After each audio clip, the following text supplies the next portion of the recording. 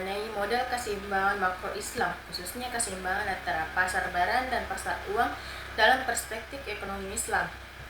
Dalam ekonomi Islam, keseimbangan makro tidak hanya bertujuan untuk mencapai stabilitas ekonomi semata. Lebih dari itu, keseimbangan ekonomi diarahkan untuk mewujudkan keadilan, kemaslahatan, dan kesejahteraan umat dengan tetap berlandaskan pada nilai-nilai syariah. Model keseimbangan makro Islam terdiri dari dua komponen, yaitu pasar barang yang mewakili sektor real dan pasar uang yang beroperasi berdasarkan prinsip syariah. Pada pasar barang atau sektor real, pembahasan difokuskan pada hubungan antara pendapatan nasional dan pengeluaran masyarakat. Pengeluaran dalam ekonomi Islam mencakup konsumsi yang halal dan tidak berlebihan, investasi berbasis bagi hasil, pengeluaran pemerintah, serta instrumen sosial seperti zakat, infak, dan sedekah. Seluruh aktivitas ekonomi ini diarahkan untuk menciptakan produktivitas yang halal dan bermanfaat bagi masyarakat luas.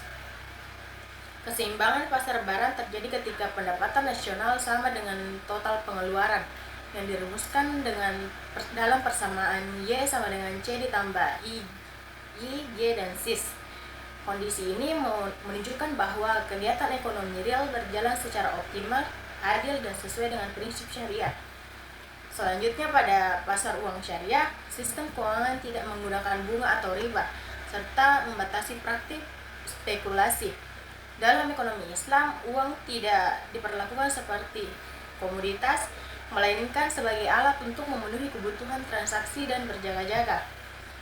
Penawaran uang dalam sistem syariah dikendalikan oleh otoritas moneter dan disalurkan ke sektor real agar dapat mendorong aktivitas ekonomi yang produktif. Instrumen yang digunakan antara lain sertifikat Bank Indonesia Syariah, sukuk, dan giro wajib minimum syariah.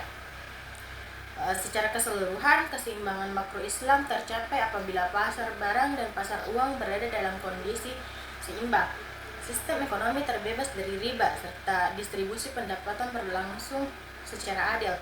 Dengan demikian, pertumbuhan ekonomi tidak hanya dinikmati oleh kelompok tertentu, tetapi dirasakan oleh seluruh lapisan masyarakat. Sebagai penutup, dapat disimpulkan bahwa model keseimbangan makro Islam menegaskan bahwa stabilitas ekonomi tidak hanya diukur dari pertumbuhan angka semata, tetapi juga disertai dengan nilai moral, keadilan, dan kesejahteraan umat. Melalui sistem ekonomi yang berorientasi pada sektor real dan bebas riba, ekonomi Islam diharapkan mampu menciptakan keseimbangan ekonomi yang berkelanjutan dan berkeadilan.